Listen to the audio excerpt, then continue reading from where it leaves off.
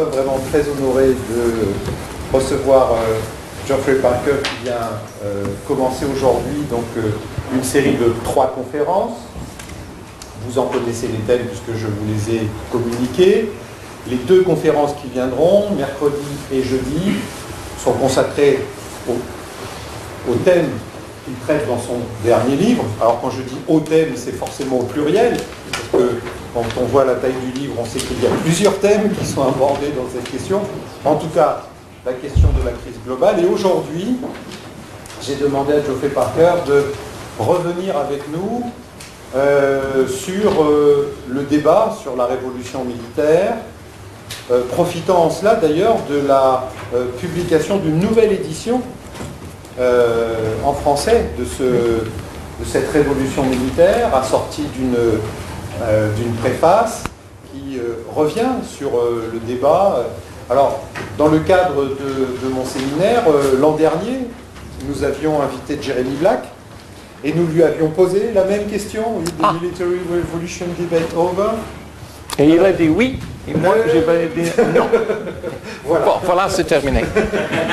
Nous avons fini. Et aujourd'hui, quand même, nous avons vraiment le grand privilège d'accueillir celui qui, en reprenant donc ce thème de Michael Roberts, lui a donné quand même une ampleur considérable et qui a fait de ce thème plus qu'un concept, hein, c'est véritablement un grand paradigme autour duquel c'est vraiment organisé, c'est structuré l'histoire de la guerre à l'époque moderne. On ne peut plus faire aujourd'hui l'histoire de la guerre à l'époque moderne sans évoquer cette révolution militaire et le livre de Geoffrey Parker. Donc vraiment nous sommes très honorés de le recevoir.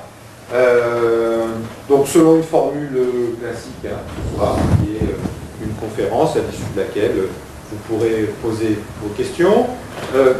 Geoffrey Parker, vous allez le voir, parle très bien français. Il a préparé sa conférence en anglais, mais vous pourrez lui poser vos questions en français. Après, il répondra en anglais ou en français, selon l'inspiration. Mais voilà, je peux vous assurer, pour l'avoir entendu parler anglais, qu'il parle très bien anglais. Et en tout cas, que nous le comprenons très bien. Donc, Geoffrey, c'est à vous.